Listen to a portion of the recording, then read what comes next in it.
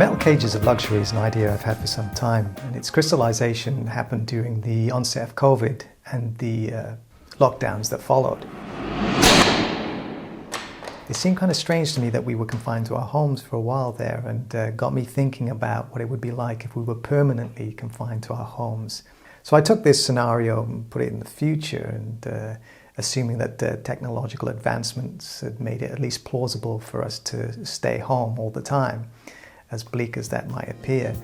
In Metal Cages of Luxury, the future is kind of grim. It's darkened skies from black smog caused by years of incessant industrial pollution.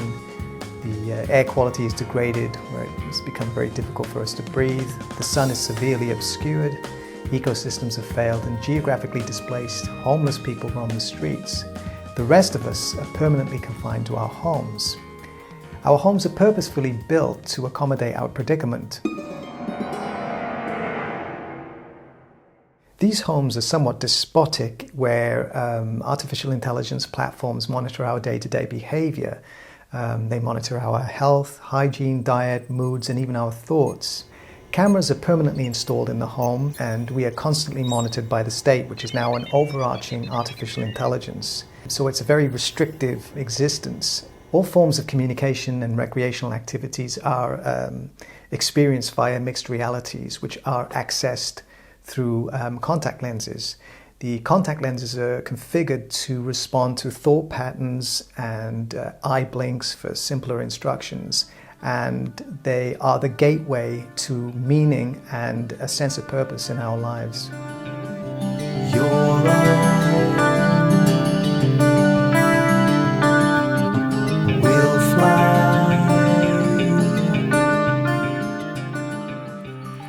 The main character is Iwan, who has an intellectual curiosity and is compelled to find out how we ended up in this technological totalitarianism.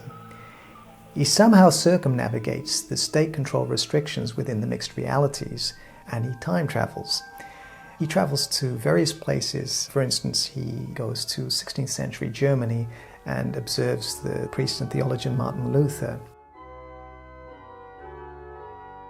Iwan feels that Luther was a catalyst for many of the social ills that took place in history thereafter. The idea that you would surrender your will and sense of judgment to a higher authority. Iwan believes that this was fertile ground for political elites to manipulate people.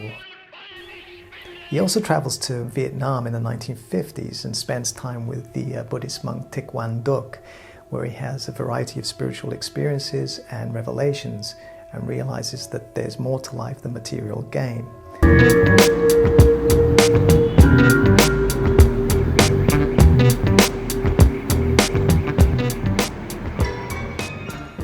He also travels to the early part of the 21st century, kind of where we are now, and observes the steady encroachment on our civil liberties, the data collection and online surveillance.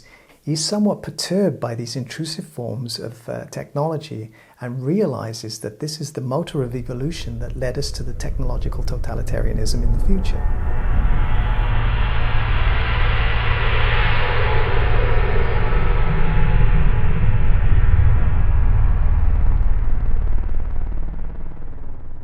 Whenever you're working in this territory, invariably you're going to be referencing, consciously or subconsciously, the greatest writers, such as H.G. Wells, Huxley, and Orwell.